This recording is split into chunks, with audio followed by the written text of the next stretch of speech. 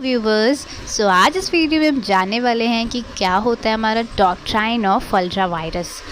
सी, ultra vires एक principle है जो कि ये कहता है कि कोई भी कंपनी, कोई भी गवर्नमेंट या कोई भी कॉर्पोरेट बॉडी अपने पावर या जो उसके पास ऑथोरिटी है उसका यूज़ बियॉन्ड द लिमिट नहीं कर सकती है। इसका मतलब वो उसके पास जो भी पावर या ऑथोरिटी है वो मतलब एक लिमिट में ही यूज़ कर सकती है। ये कहता है अल्ट्रा वायरस का प्रिंसिपल। इसको अगर इसके बियॉन्ड यूज़ किया जाता है तो इसके क्या क्या कॉन्सिक्वेंसेस है। पहला कि वो एक वॉइड कॉन्ट्रैक्ट माना जाएगा। दूसरा, यहाँ पे इन्फोर्सेबल बाय लॉ नहीं होगा, यानी कि अगर ब्रीच ऑफ कॉन्ट्रैक्ट होता है तो आप लॉ के पास नहीं जा सकते हेल्प के लिए। तीसरा कि अगर कोई भी लॉस होता है तो उसका डायरेक्टर या कंपनी का या प्रमोटर जो है वो ही लायबल होगा उस लॉस के लिए। इसको एक रियल केस लॉ से समझते हैं जो कि है हमारा Ashbery railway carriage and iron company limited versus rich of 1875। इस केस में क्या होता है कि मिस्टर रिच जो होते हैं वो एक कॉन्ट्रैक्ट में आते हैं। ये आयरन कंपनी लिमिटेड एक कंपनी है उनके साथ। बेसिकली ये जो कंपनी लिमिटेड है उनका मैन्युफैक्चरिंग का काम होता है।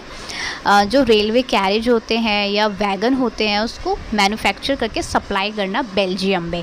अब रेलवे कैरेज और वैगन क्या होता है? रेलवे कैरेज एक पैसेंजर कोच होता है जिसमें सीट्स, ये फैंस, विंडोज़, वॉशरूम, ये सारी चीज़ें बनानी पड़ती है by taking the help with engineers. तो ये कंपनी ये काम करती है। और वैगन होता है जो वो एक कोच होता है ना ट्रेन में जिससे गुड्स सप्लाई किया जाता है। वो सिर्फ गुड्स सप्लाई करने के लिए ही, ले जाने के लिए बनता है। तो इस सब को मैन्युफैक्चरिंग का काम करती थी ये कंपनी। लेकिन वो एक कॉन्ट्रैक्ट में आ जाती है रिच के साथ। क्या कॉन्ट्रैक्ट करती है कि वो एक रेलवे बनाने वाली है, रेलवे ब्रिज बनाने वाली है बेल्जियम में, ठीक है, जो कि ये इनके बियॉन्ड द पावर था। इनके एओए में सिर्फ ये चीज़ लिखा हुआ था कि ये सिर्फ मैन्युफैक्चरिंग करेंगे रेलवे कैरेज और वैगन की। लेकिन ये लोग एक ट्रैक का एक कॉन्ट्रैक्ट करते हैं कि ये लोग ट्रैक बनाएंगे, कंस्ट्रक्ट करेंगे बेसिकली। यहाँ पे अल्ट्रा वायरस यूज़ हुआ है, यानी कि बियॉन्ड द पावर इसके डायरेक्टर ने किसी के साथ कॉन्ट्रैक्ट किया है, अपने beyond the power, beyond the authority किया है। तो यहाँ पे अगर ब्रीच ऑफ कॉन्ट्रैक्ट होता है तो लॉ के पास जो मिस्टर रिच है वो नहीं जा सकता, ठीक है।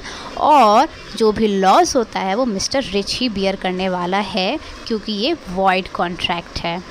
Fine, so this is all about.